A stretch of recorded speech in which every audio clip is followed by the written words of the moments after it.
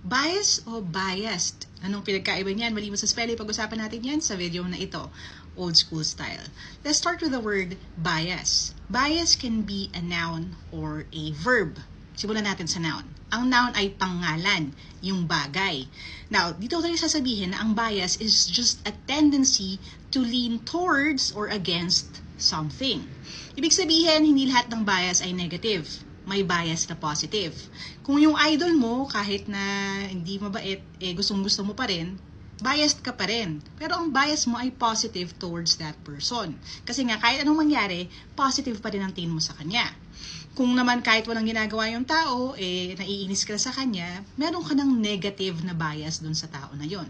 So again, it's just the tendency to lean sa kahit anong side, hindi necessarily negative or positive. Now, yung tendency na yon, yun yung bias. Ngayon, doon na tayo sa verb. Ang verb ay action word. Ibig sabihin nun, if you are biasing someone or you biased in the past someone, ibig sabihin naapektuhan mo yung kanyang pananaw sa isang bagay. Kumbaga, parang binulungan mo siya na, oo, masama kasi ugali niyan. So you biased that person's thoughts against the other person.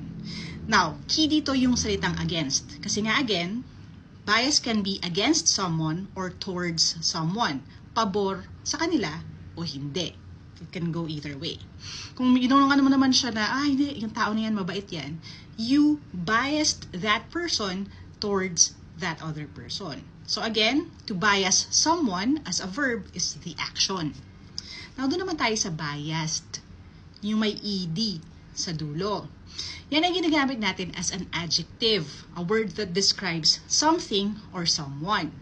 So, kapag ginamit natin yung biased, ang pinatutungkulan natin ay yung tao, opinion, sinabi, article, kung ano man yan, yun yung biased kasi may nini-describe ka.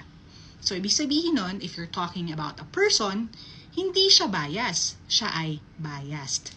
So, para madaling tandaan din ang tatlong bagay na ito, na lahat ay totoo. Number 1, bias can be toward or against something or someone. Number 2, our experiences, beliefs, and even our environment bias our perspectives about everything. Which leads us to number 3, we are all biased. All opinions are biased. That's the nature of opinions.